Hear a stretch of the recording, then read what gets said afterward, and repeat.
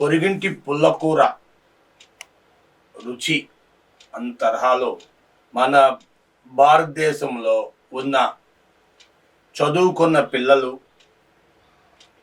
వారు తల్లిదండ్రుల ఉన్నతికి కానీ లేదా వాళ్ళ గొప్పతనాన్ని వారు చాటుకోవడానికి కానీ పువ్వు పుట్టగానే పరిమళిస్తుంది అన్నట్టుగా వారు భావించి వాళ్ళ తల్లిదండ్రులు వాళ్ళని గొప్పగా చెప్పుకోవాలి, మా అబ్బాయి అమెరికాలో ఉన్నాడని చెప్పుకోవాలని ఇవాళ చాలామంది భారతీయులు కానీ చాలామంది ఆంధ్రీయులు కానీ అందరూ భావిస్తూ ఉన్నారు.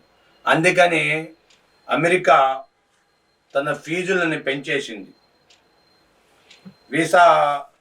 వీసా నిన్న మొన్నటి వరకు వీసా ఫీజులు H1B, L1A మొదలైన వీసాలు $2,500 ఉండగా ఇప్పుడు $2,805 మార్చేసింది.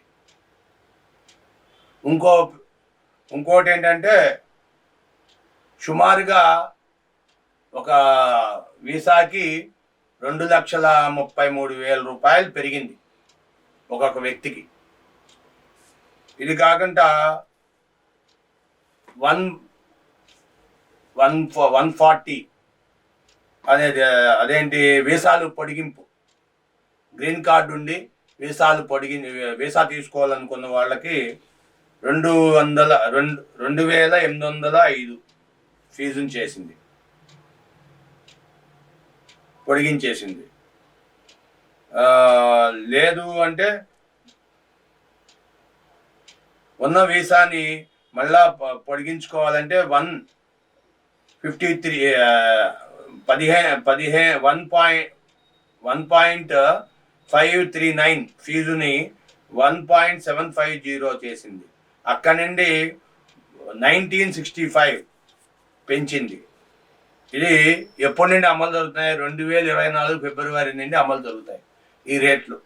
కాబట్టి ఈలోపే ఎవరన్నా వీసాలు తీసుకోవాలనుకున్న వాళ్ళు వెమ్మటే తీసేసుకోండి.